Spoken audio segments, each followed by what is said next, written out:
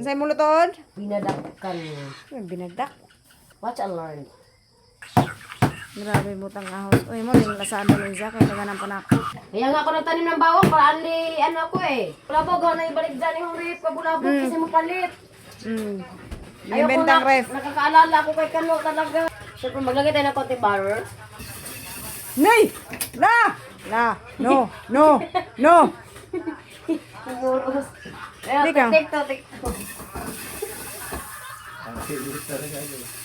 Parang inita, ganina pa kita ang na paglagay og butter, kailangan painitin mo muna yung kalaha. Oo.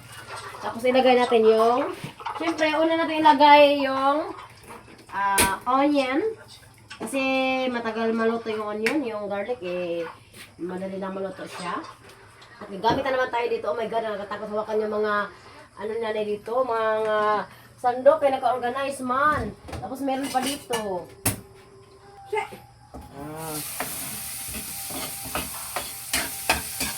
So, Kasi tayo mo natin, kayong butter sunog na. Sunog na yung butter kabulabog. So, gagamit na lang tayo ng original na oil, no? Palpak na naman talaga, oil! Ano, masarap yung ating badak. Hindi nyo alam yung badak kabulabog? Isa itong luto na siya lang nakakaalam. ako lang nakakaalam, ako lang nagabinto at hindi ko pa natilikman buong buhay ko. Da. Try ko pa lang. Siyempre, mayroon tayong dahon ng kape. Halo natin yun. Dahon ng kape. Yes. Kape. Yes. Kape. Makahung ka naman? Pero ba ko kadungugan ng ilot masudan din ng dahos kape? Oo, sarap yan. Mabango yan, amuyin mo. Sunod ko na lingat to. Alingat tong kasunod. Basta mukhaon yung mga sakot diri Alingat tong. Magsige kong luto. Sunod natin yung garlic. Isa itong uri ng ulam na spices. Ang din ng kape. Ano ko, ano ba dak? Ano yung pagkaluto ng ano? Lakasan natin ng konti, no? Kaya nagugutom na yung mga alalay ko. Tapos, asa na yun? Hindi ko mainit pala. Kaya yun eh. Magsandok tayo dito ng mga ilan-ilan lang. Try na to.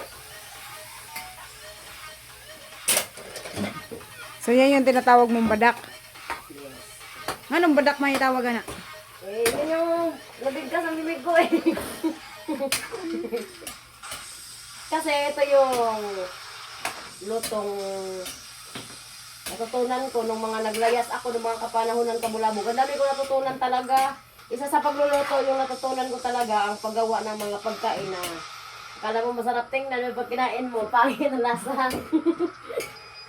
Hintayin lang natin siyang maluto siya ng konti.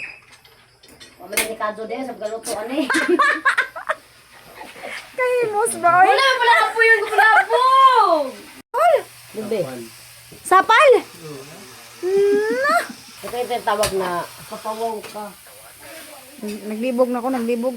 Processing hanggang utok sa imong giluto. Asa ka mangita nga sapal, nga ang sapal ilabog naman na. Wag natin itapon. Malaga yun. Alam nyo ba, kapag yung iba dyan, na gumagawa ng mga cake, hinahaluan nila ng sapal ng niyog. Alam ko lang yung sapal, hinahalo sa macarons. Hindi, masarap talaga yan sapal. Hindi nyo lang kasi malasahan.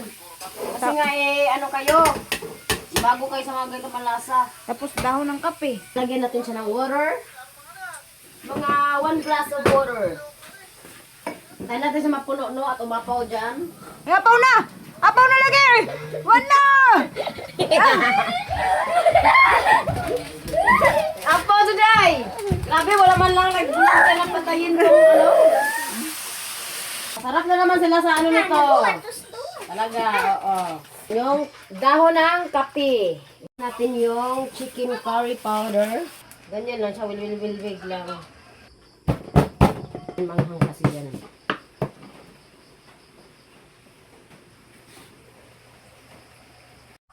So, ayan siya kabulabog. Nag-mix na siya. So, ding ref, kay panay bukas. Ano yung boss? Maura na yung balik-balik ko kuha. Ano lasa? Masarapin yan.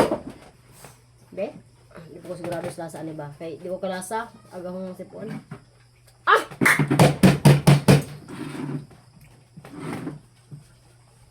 Kapag naman yan, kung kaon lang.